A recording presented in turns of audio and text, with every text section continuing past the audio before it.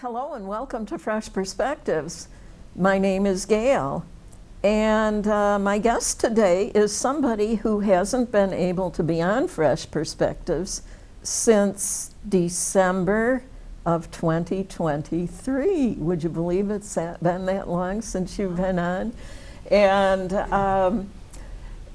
her name is Colleen Vanderzyden. She's a violinist with the Erie Philharmonic Orchestra. She's a medium and a life coach. And we're going to do an episode on life coaching today. And so anyway, thank you for appearing on Fresh Perspectives again today, Colleen. Thanks for having me. I'm very excited. Sure. And she looks so pretty with, she's got a suntan. She's been down south for a while. So you look really nice today. Thank you. So anyway, what we decided we would talk about was not letting other people manipulate us. And we might try to tie it in with how to handle uncertainty and chaotic energy. So I think it's thundering outside. Oh, by the way, I don't know, maybe you remember this, I don't know for sure, but that last time that you were on, it was just before Christmas, and there was a Christmas arts and craft show going on in the gymnasium in this building. And after we did the interview, you and I and the guys at work here, we all went over and looked around at the craft show. So I found somebody I wanted to interview on Fresh Perspectives, and I was never able to get her. I mean, she gave me her phone number and everything, and she just was not able to do it, I guess. But that's the way it goes. Yeah. Well.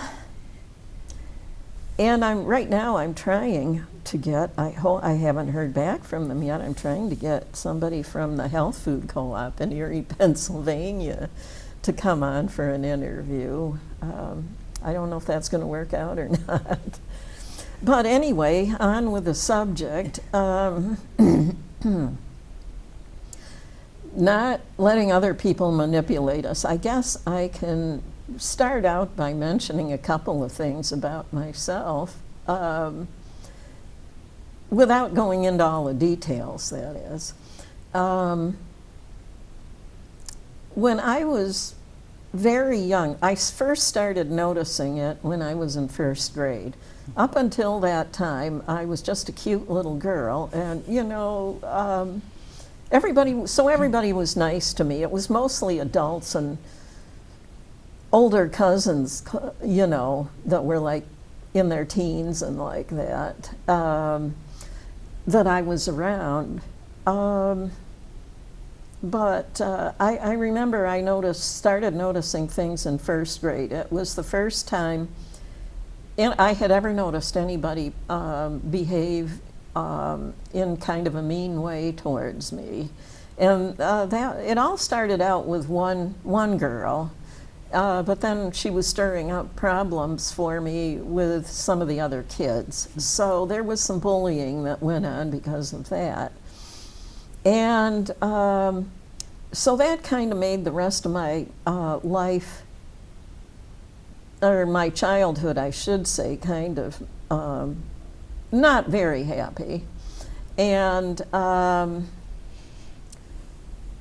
what I didn't know then, because nobody had ever told me that this sort of thing would happen, and like that. Back in those days, the kids weren't necessarily violent. It was just kind of psychological abuse. And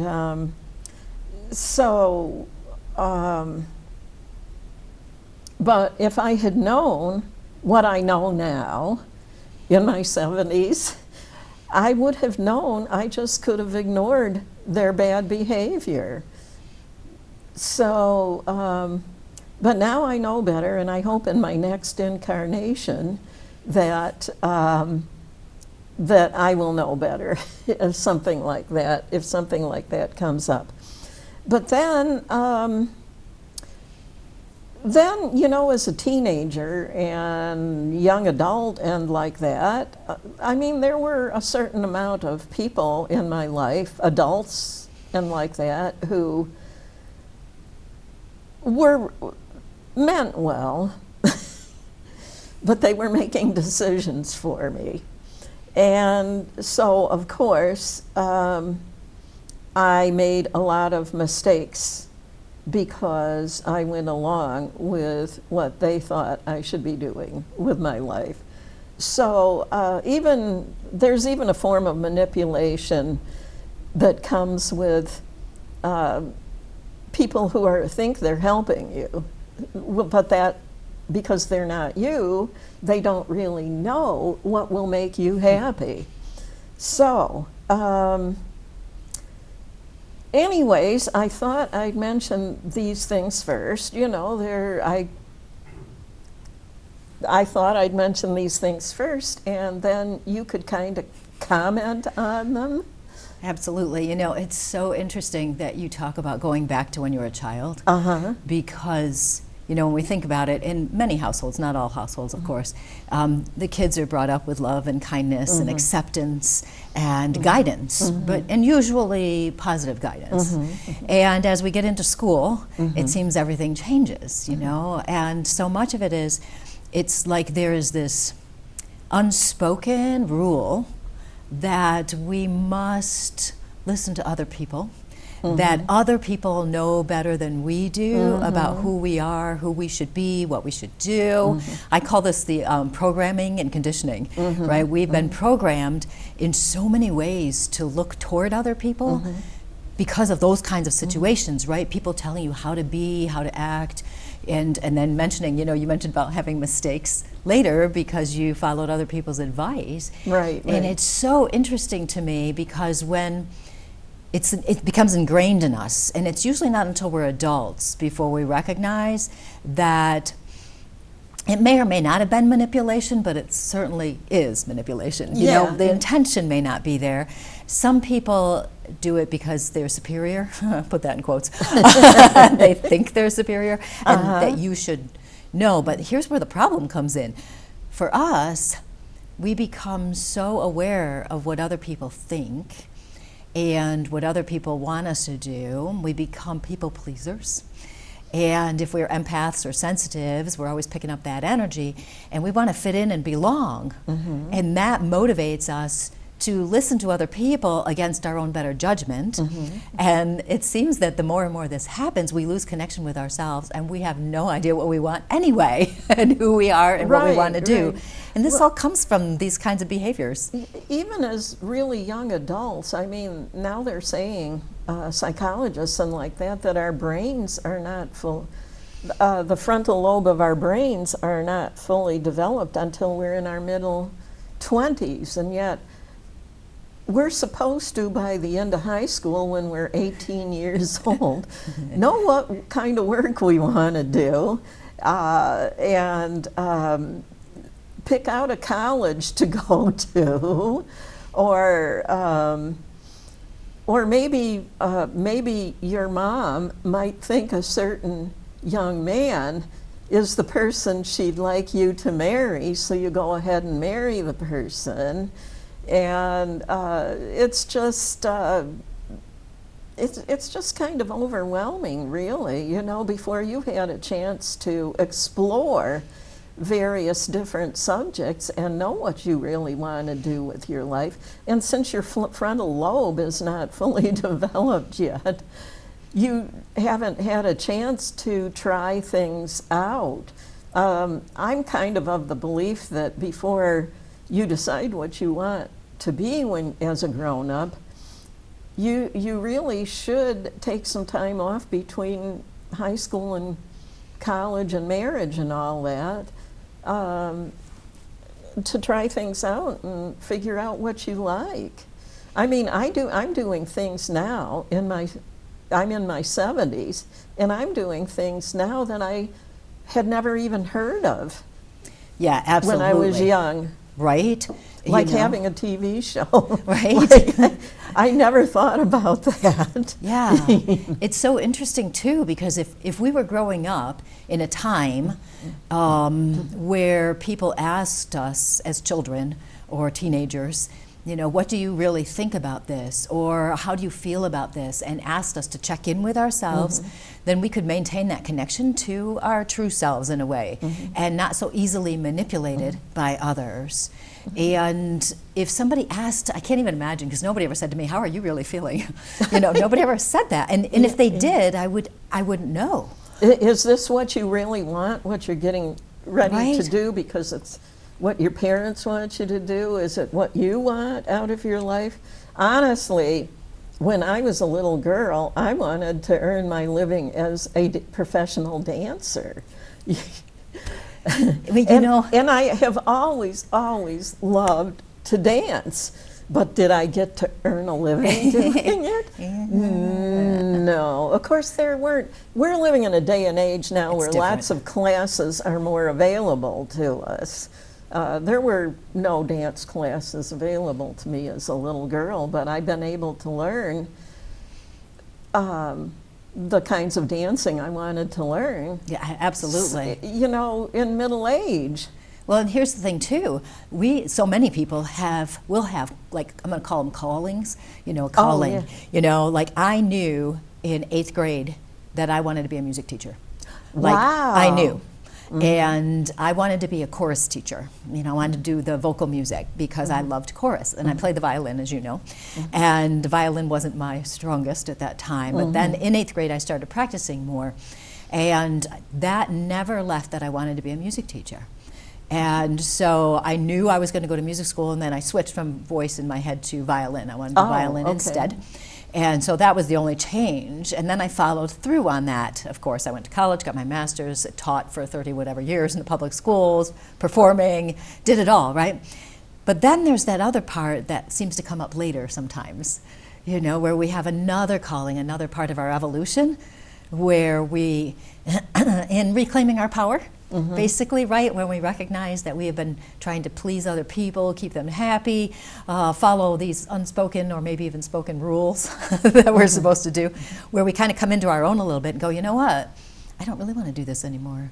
And I think about this guy, he came for a reading actually, but it turned into a coaching session, and he was so unhappy. He was in his early 60s, and his whole career, he was an engineer. He didn't want to be an engineer. His parents pushed him into that. What he wanted to do was art. Oh. Can you imagine? So here he is, and he's in his early 60s, and his whole career was something that he did, and he was good at it, and he enjoyed it, but now he was really unhappy. And all he could think about was, I don't want to quit. I can't quit now. And I said to him, well, you don't have to quit, but you could add art back in when you come home. Go take art classes. And he wanted to do some graphic design and that kind of thing. And I'm like, this doesn't mean you have to change your whole career. I mean, it's a little late now. I mean, you could add it in and do it on the side if you really want to make it a career. But really, it's like his soul was calling him and saying, okay, you've always wanted to create something. And in engineering, I guess, can be very creative, depending on what kind you do, I'm right? Sure. Yeah. But he wanted to do the other kind of creation. And so you think about him, and so many of my clients are basically middle-aged women who are recognizing they don't know who they are anymore, they don't know what they want, they recognize they've been people-pleasing their whole lives, they've been listening to other people instead of themselves, they don't know who they are, what they want, how to get there. They feel like when they start changing things, other people start kind of attacking them, because they're changing the status quo. Like say their daughter or something, they've always gone to help them every time, and the daughter's very reliant on the mother or whatever. And then the mother's going, these are things you really should be able to figure out for yourself. And the daughter's going, oh, you don't like me anymore, you don't love me anymore. And so there's just making the change of learning who you are again so you can be strong in your power and not give your power away to other people all the time. And that manipulation, that people-pleasing, the expectations of others, slippery slope. Yeah. I mean, did you feel, even for you, you were saying how you made mistakes as you were getting older and everything, and now you can look back and go, wish I had known more. Yeah. Wish I could have done it differently. I know, yeah. Yeah, I mean, if somewhere along the line a psychic would have come along. The thing about psychics, though, they speaking don't as just a psychic. come along. They just don't come along at the right moment. Well, and also, here's what I always tell everybody, as a psychic and a medium and a spiritual teacher, just because a psychic or somebody tells you something, if it doesn't feel right to you, don't listen. If it doesn't feel right. Now, and it'll be in the back of your head, but assuming you've gotten positive, encouraging information. I have heard some stories, where some guy came in for a reading once and told me that a medium or a psychic or somebody basically said he had a curse and he needed to come back to her 3 more times. It was one of those scam things. Oh, okay. Come back. Okay, I jumped out of my chair. I'm like, no, but it was in his head that he was cursed. And now he kept saying, well, this happened and this happened. It was almost like because she told him that, some part of him started creating all these horrible things, like he was cursed. So any kind of psychic or medium should always be positive, encouraging, hopeful, teaching, and all of that. But again, if it doesn't feel right, don't listen. Well, when I was very young, I think I might have been in junior high, my grandmother had always been somebody who read people's cards for them. And this is not something she did with tarot cards. It was something that you can do with a regular deck of playing cards. And she kind of taught me how to do it. And as far as the being positive part, I remember I remember when afterwards, after I learned how to do it, and I started doing it for various different people that I knew, my closest friends, and the lady that I babysat for, and various people like that. And I remember one day, this neighbor of ours, she said, you read my cards a while back, and everything you said actually wound up happening. So I want you to read my cards again. And so I was over at their house, and what it is you have the person shuffle the cards themselves. You don't shuffle them. They shuffle them. That way it's their energy that programs the cards. You probably know about this. And then you have them, this is how my grandmother taught me to do it, was have the person divide them up into 3 approximately equal piles, and then you'd read one section at a time. And I remember when I was reading the cards for this woman this one day, I saw another woman between her and her husband. Mm-hmm. And I honestly could not bring myself to tell her. Oh, yeah, I wouldn't. You wouldn't? No. So I just couldn't. She had always said, it doesn't matter if it's bad. I want you to tell me, And it kind of scared me. That was the first time I'd seen something like that in somebody's cards. And it kind of scared me, so I got away from doing it.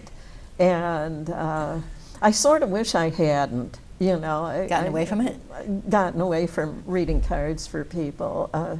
It just kind of scared me, but I mean, it wasn't outrageously bad. It's not like I saw that she was going to die in the next year or something like that, Right. I probably could have told her, but I was young, and when I was young, I would get scared easily, and amongst other things, get my feelings hurt really easily, and I've toughened up a lot over the years. And so much of that is from that programming and conditioning. Uh-huh. And the interesting thing is, you mentioned the cards and stuff. When we're doing the cards or we're using some kind of a tool to basically, what we want to be doing is helping people, right? Mm-hmm. We want to give them positive information and something that's going to be helpful. And seeing, just to go there for a second, but seeing a woman in between her and her husband, it may or may not be an affair. You know, it may Yeah. not be that. It could be as simple as, you know, a sister, a mother, or somebody who says something that causes problems. So it's really careful. We have to be careful about what we say and how we say it. Yeah. Same thing, and here that's actually a really perfect example of how somebody could be manipulated. And I'm not saying, you know, that you would do that or anything like that. Oh, no. Right? I mean, of course, right? No, it's that's just what I was seeing when I was actually good friends. I mean, she was an adult, but we were friends, you know. Yeah. And I was a teenager, and we were friends. So it's just I didn't want to scare her or anything. So here's the difference between you and some of these other people, these manipulators, we'll call them, you know, or the people who impose their will on you, so to speak.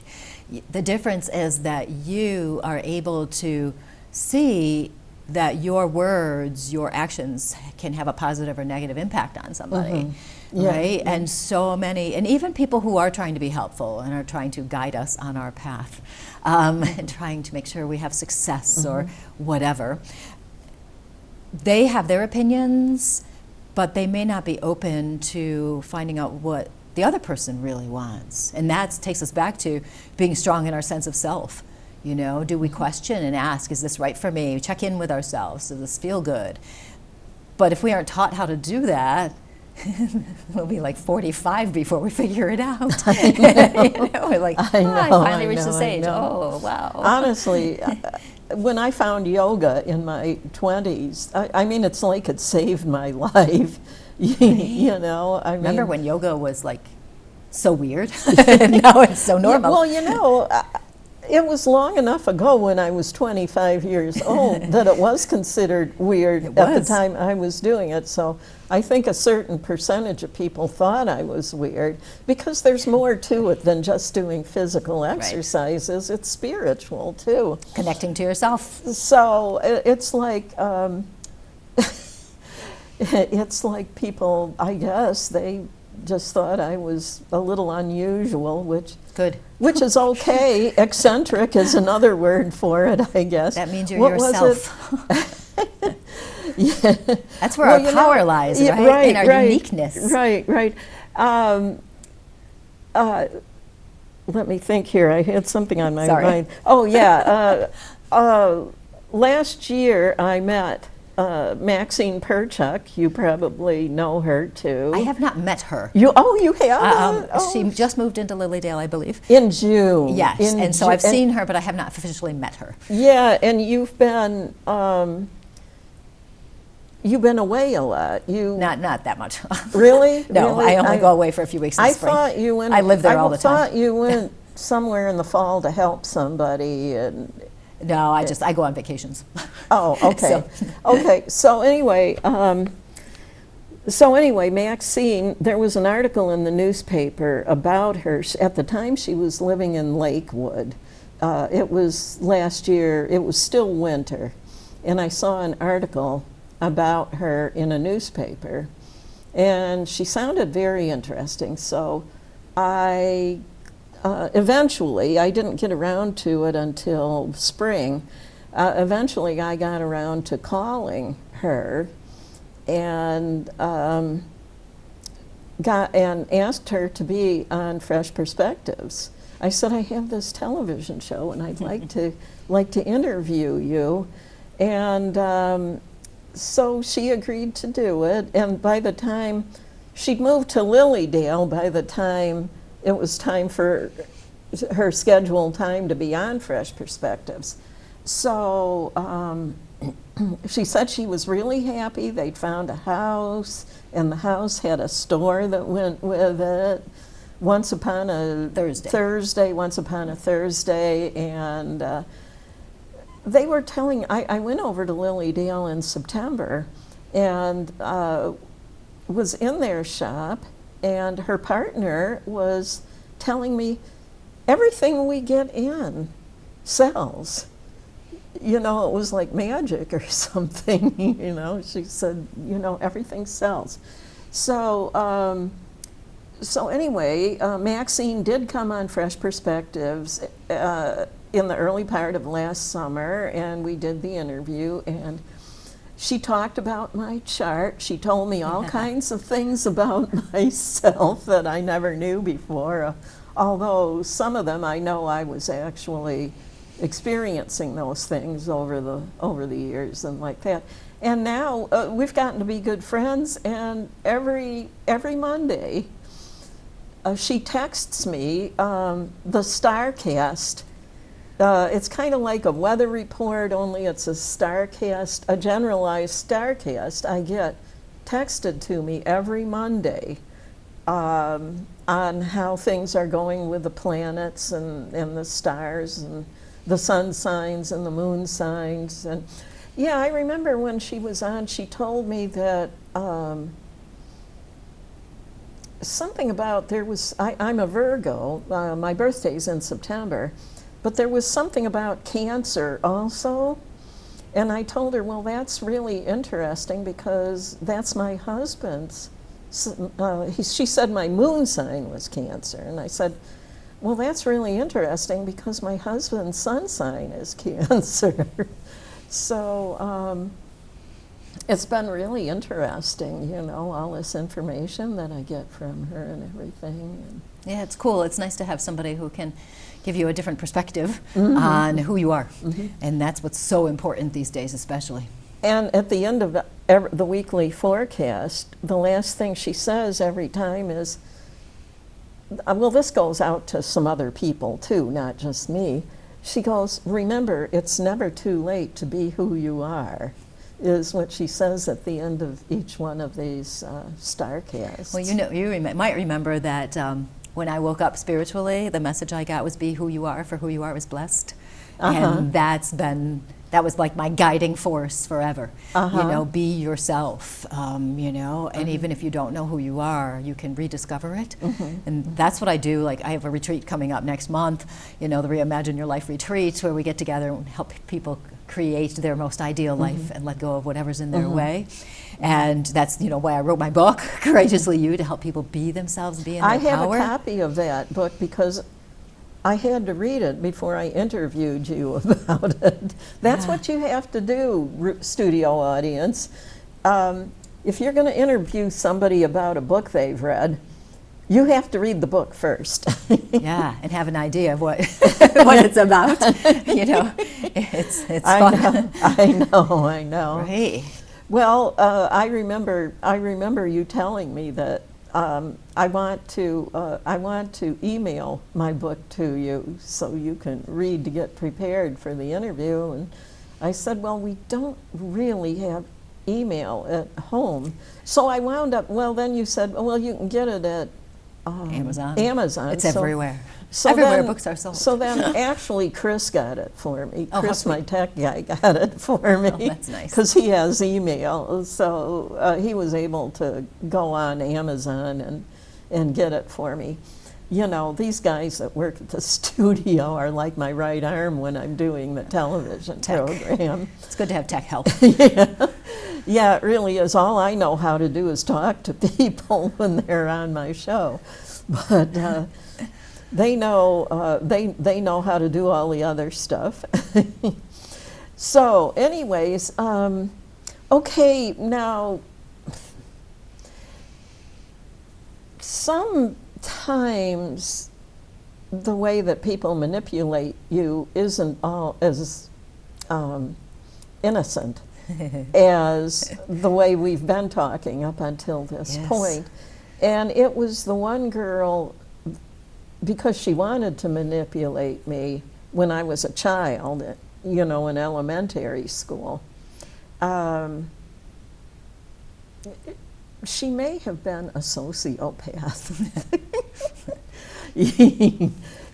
because she was always, after she knew that I had something good going for me in first grade, she was always trying to make me feel bad about myself. And there were a certain few others who did that. And so this is how you can be manipulated. You can start to believe these negative things that they're saying about you, and so forth. That's why we become the people pleasers, right? Because if we give them what they want, if we agree with them, even if we don't agree with them, but if we don't speak up because it's scary, because if we speak up, they're going to attack us more. Right. So then we become quiet, and then it kind of chips away at us, and eventually it does become a belief that we may not even know we have anymore, that we are stupid or ugly or whatever it is. And kids are just so mean anyway. You know, not all kids, of course. But, and then you wind up wishing you were pretty and smart. And so here, right? Yeah. Then our inner critic ramps up. Right. Because of these people. Right, and right. It's such a cycle. Because you're believing stuff that really isn't even true, you know. And it affects us our whole lives until we finally recognize what has happened. And then, how do we reclaim ourselves? You know, and how do we handle that? Like, even to this day, I mean, I've been a people pleaser my whole life just because of everything you're describing. You know, trying to keep everybody happy, not cause conflict avoidance. You know, I don't want to speak up because people are going to be upset, and so many of my clients and friends have dealt with these things. So how do we strengthen ourselves enough so that when somebody says something, we go, you know what? No, that's actually not true. And we believe in ourselves, and we choose to go, no, no. And we have to work at it because it's a long time of that inner critic talking because of these people. That's why I say that finding yoga and metaphysics and like that saved my life, is because it just made me realize that all of these things that people wanted me to believe about myself weren't even true. Right? So hard. It's so hard. And then we're back to the people not knowing who they are, because, you know, if somebody had said to you, oh, you're not pretty, and then your whole life you're trying to be some unattainable standard, because maybe you saw like Christy Brinkley or something, and said, well, I'm not her, so I'm not pretty, you know? Yeah. Right? Yeah.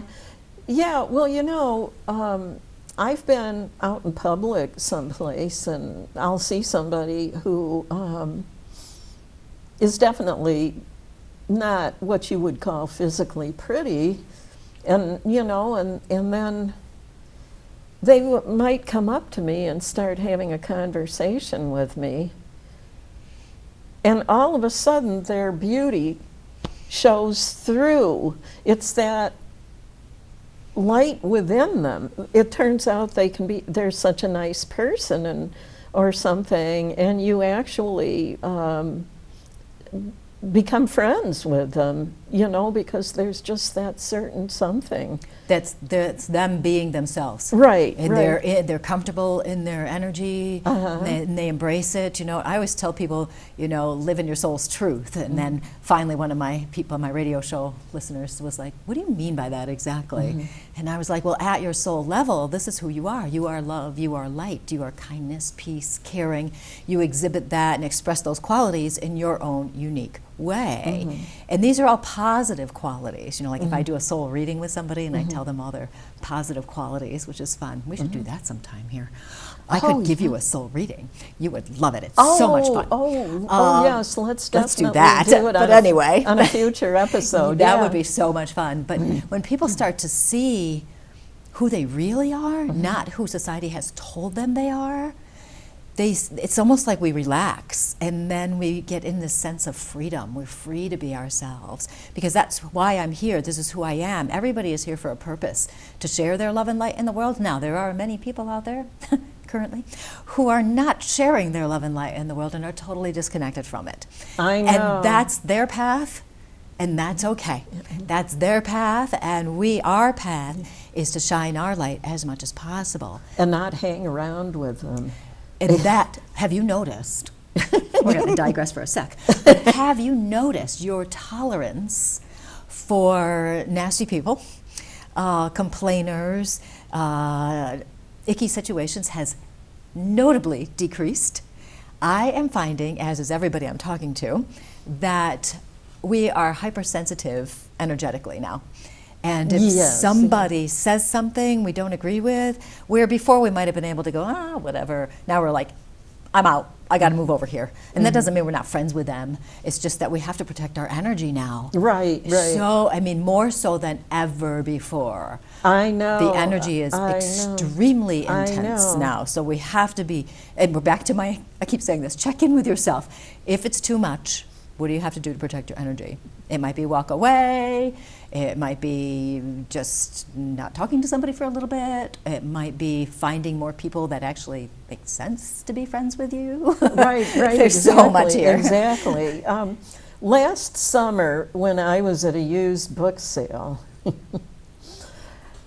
and I had heard about this particular book, I loaned it to a friend and haven't had a chance to get back to get it from her.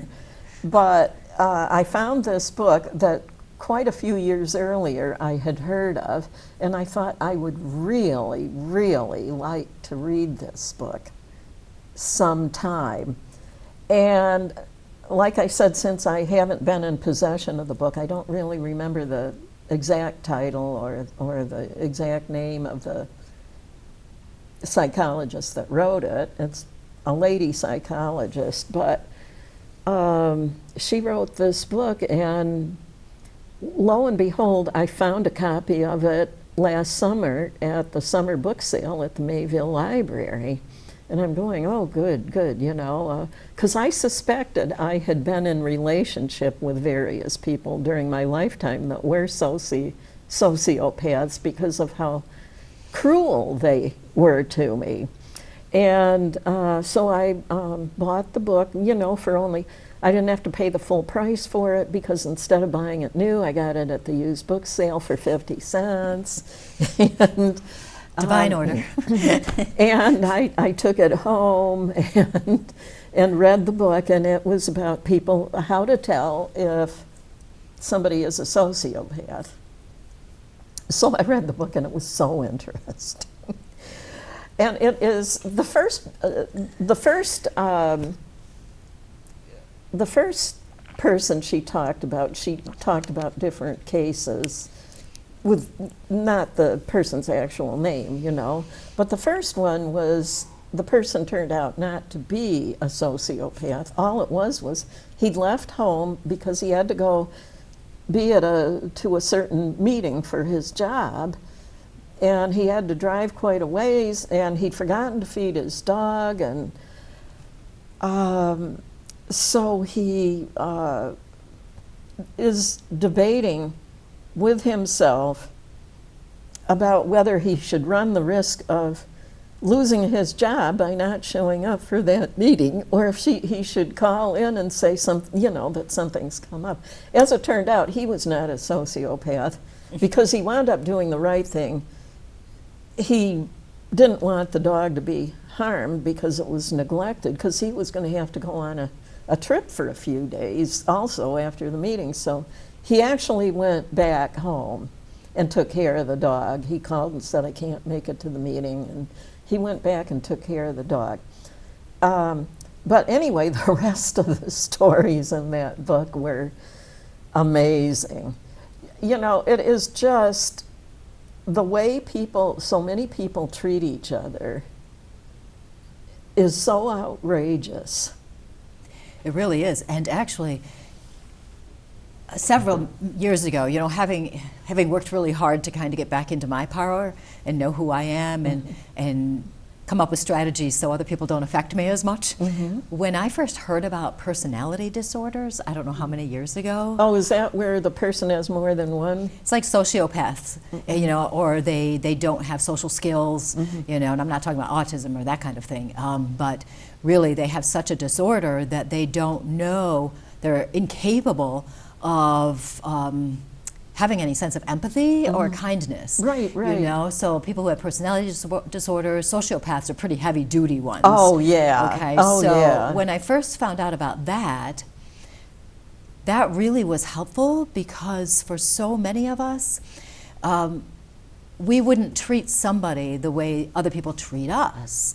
And so it's hard for us to understand that. Like, why are they so mean to me? Because we don't understand that. But if we start to go, wait a minute, they have a personality disorder and they are incapable of understanding us, or they're a sociopath and they have no sense of kindness or caring. It's so much easier to let go of their criticisms or telling us what to do isms. It's so much easier to let it go because we go, well, they're just off. They just don't get it. And then we can dismiss it and we don't get caught up in it. Part of our problem in getting caught up with what people want us to do is we think they're like us, and they're not like us at all. No. And when we understand this, it's so much easier. And we can, even if they don't have a personality disorder, or they're not a sociopath totally, in a clinical definition, we can go, oh, they must have a personality disorder. That's why they don't understand me. And then we brush it off. That's a perfect way to protect your energy. Oh, yeah. Well, what this psychologist says in the book, as far as sociopaths, she says it's a mental illness that they're born with, but there's no cure for it. They literally can't be cured. I don't know, yeah. And she said the only way they can get any enjoyment out of life is to control other people. And even then it's short-lived. They have to do something to control somebody over again, do something else to control that person or somebody else. And, so, but because they can't be cured of it, it just goes on for their entire life. Until they recognize, which is highly unlikely, Yeah. control freaks and people like that who have to control everything. Lots of times, of course, they're insecure, and other times they're scared. They're just really scared. Are they really? And so if I control everything around me, nothing bad is going to happen. Oh. That's so much of what's going on there. And other people who are the same, have that controlling nature, are just hateful, controlling people, and will never see, they just won't, Very interesting to discussing the human psychology, right? Why are people jerks to us? Well, lots of reasons. Some we can fix, some we cannot. Well, I have read, I don't know, I probably could have become a psychologist. I've been so interested in psychological problems over the course of my lifetime that, I've read lots of articles and books and things that are written by mental health professionals. And I remember one time I was reading that having trouble with your sense of self-esteem, this one psychologist did say that it's very common among teenagers to not be able to feel good about themselves, that they bully other kids as a way to try to make themselves feel better about themselves and control by belittling and controlling other people. Yeah. So yeah, it's the same thing, the controlling. It's so wild. One of the best ways to get back to yourself and to not allow other people to affect you and to build your self-esteem, have more joy, is to do something creative. And you'll notice, you may have heard anyway, that people who are in the arts, music, writing, dance, anything creative like that, those are soul expressions, right? Those people who really get into it are quicker to embrace their uniqueness. Oh, yeah. Right? Yeah. The best thing for kids to do is to be in a music or art or dancing, well, maybe not dancing because sometimes there's some competition so much there, but music and art for sure. That kind of environment, because that's where everyone is accepted. The misfits, the ones who don't belong, the ones who are nerdy, and people judge the nerdy ones or whatever. But in music and art, all the arts, people are accepted for who they are. And as adults, if we continue doing artistic, creative things, that only helps us feel better. It's amazing. Yeah, I know exactly what you mean, because once you learn how to do these things and find out you're actually talented enough to do them, you can't help but feel really Yeah. good about yourself. And you don't have to even be good at it. It's just doing it. It's the act of doing it. I know. Right? Yeah.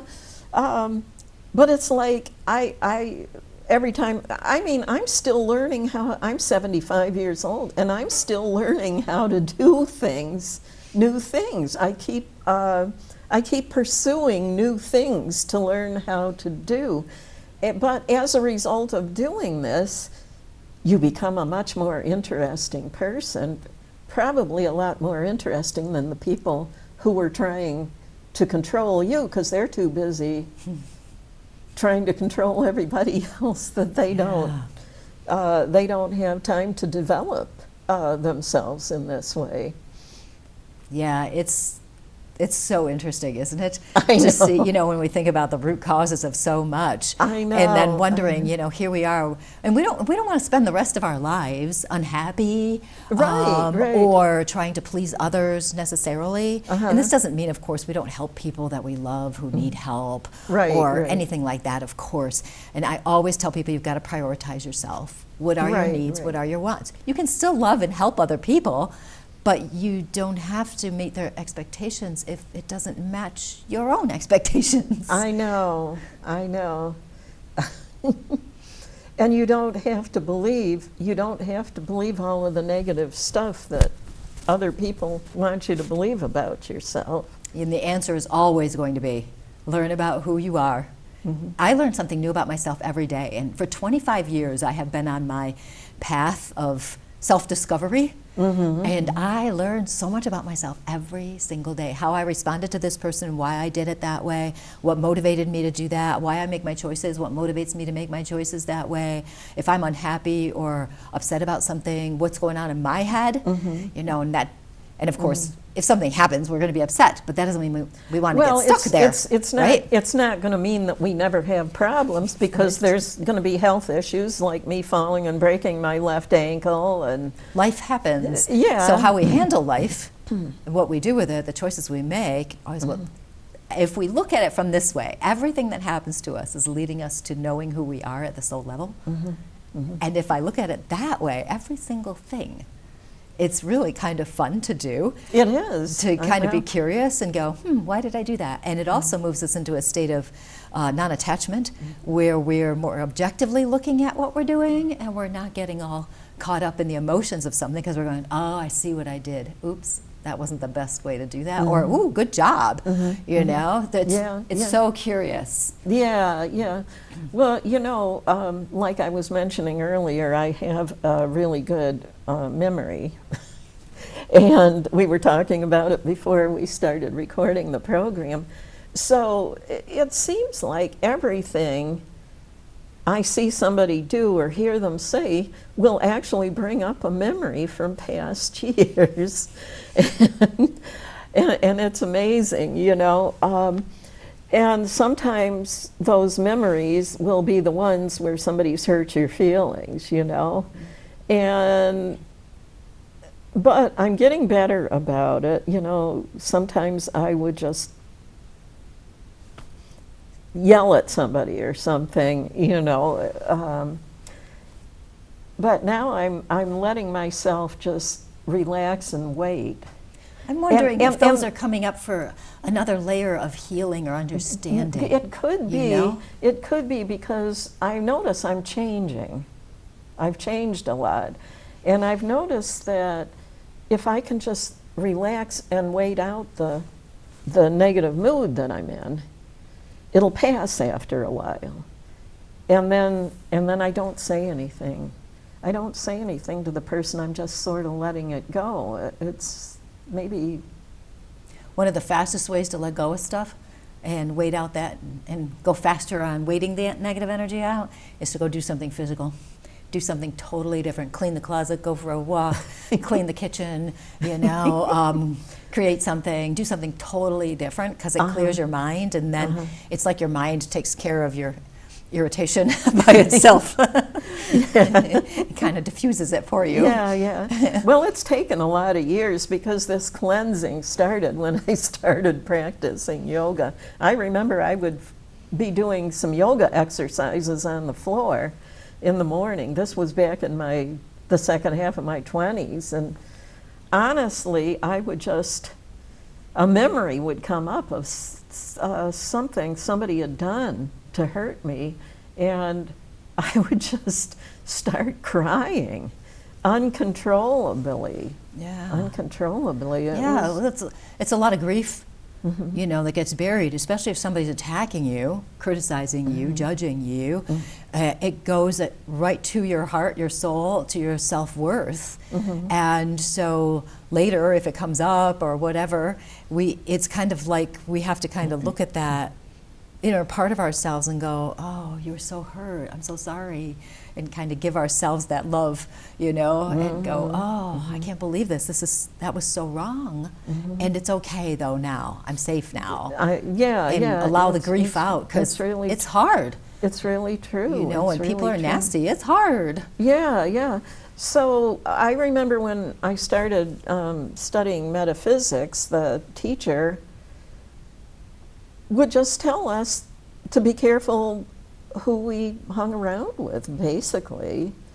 You know, if somebody's having a negative effect on us, find people that, you know, are more like-minded and easy to get along with and so forth. And he said just to be, and he didn't mean it as derogatory towards the people that you shouldn't be hanging around. It was a message of protect yourself. You know, protect yourself and your happiness and everything. Being unhappy is a great motivator, right? If you're miserable, things aren't going right, you eventually, because it takes time sometimes for people to realize being with certain people is not good for them, you know, and so it can take some time, but the miserability, I'm sure that's a word, gets stronger and stronger until eventually it's like we wake up and go, wait, every time I'm with this person, I feel awful after. You know? Yeah, certain people, whenever I would be around them, you know, for a couple hours or a few hours or whatever, I would feel exhausted. Yes. Yes, and I think so many people have that. And it's interesting because if it's just random friends, if we want to call them friends, we can step back from them. But what do we do if it's our famay? What do we do if it's our boss, you know, our colleagues, where we have to see these people, or we want to see them as family, even if they are draining and exhausting, you know? So we need to build up our energy before we get there. I always tell people, set an intention, you know, I am strong, nothing negative, or only positive things will enter my energetic field. It's a morning intention kind of thing, or build my energy up in my body and all of that before I deal with people, you know, and that can really help. And also people who have to, and I put that in quotes too, because sometimes we do have to. And other times we think we have to, but we don't. People we have to be with, where we go, okay, how can I handle this? Because they always say this, that always hurts my feeling. It's that keep doing the same thing if you're crazy, right? You know, if you always get upset because of what they always say, then choose not to get upset and accept that that's what they always say, and you'll feel so much better. So there are so many different ways to look at things to feel better. So much of what I always talk about with my people is about a strategy to feel better and be in their power. You know, there's so much out there. Sometimes we just want to go hide in our house, though. Well, you know, because of certain experiences, a lot of people get lonely really easily, you know. But because of certain negativity from people I've had to be around in my lifetime, I actually kind of enjoy spending time alone. A lot of people don't like that. Not, you know, I can go literally.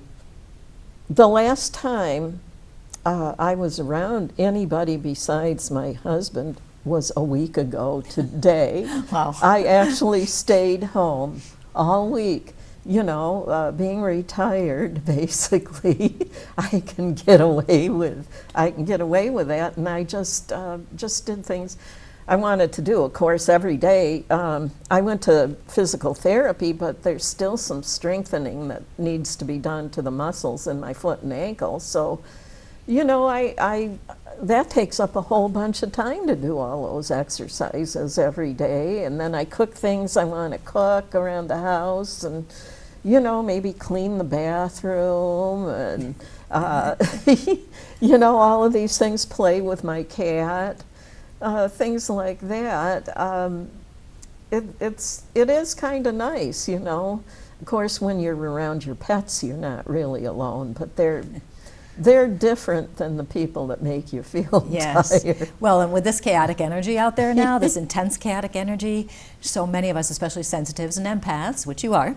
I am. You know, I am. especially those people, or we, I should say, we need that quiet time. We need the alone time more now than ever before. Mm-hmm. And some people feel like, what's wrong with me? I have to stay in the house. I have to be away from people. There's nothing wrong with anybody. Mm-hmm. You know, you're just protecting your energy. And, Right, exactly. And it's like part of you is saying, just do this. And another part of you is going, oh, this isn't good. I should be out with people more. Well, maybe not. Maybe not. You know? Maybe not. And yeah. then if you do go out with people, like I had a coaching group on Thursday night, and I hadn't really seen many people myself over the last week. And it was so nice. It was online, but it was so nice to connect with everybody. Mm-hmm. But here's that point you made, like-minded people, where we can say, okay, I'm feeling like this. People can be truthful, honest, vulnerable, you know, and we're there for each other. And so and one person actually said, I couldn't tell anybody else what happened, but I knew I could tell you guys what happened and you would understand. So we need those people. Yeah. It's like with our vegetarian vegan society dinners that we try to have. Do you still do those? Yes, yes. And it's so nice because you're getting together with people who care about being healthy, and they want to eat the right kind of diet, you know, and so you're not going to get in arguments at these dinners because Right. you're doing it. You came to one of our dinners I did. once quite a few years ago. Many years ago now. Yeah, maybe you could do it again. We're having one a week from tomorrow, actually, at the Seventh-day Adventist Church down in Jamestown, if you're interested. It's Sunday afternoon. But anyway, I just wanted to say that, well, I guess what I really want to say is we've come to the end of another episode of Fresh Perspectives. I can hardly believe how fast this hour went. It was such a fun conversation. There's a lot to talk about with jerk people out there. And I will see, thank you for coming on again, and I will see those of you in the viewing audience when I do the next episode.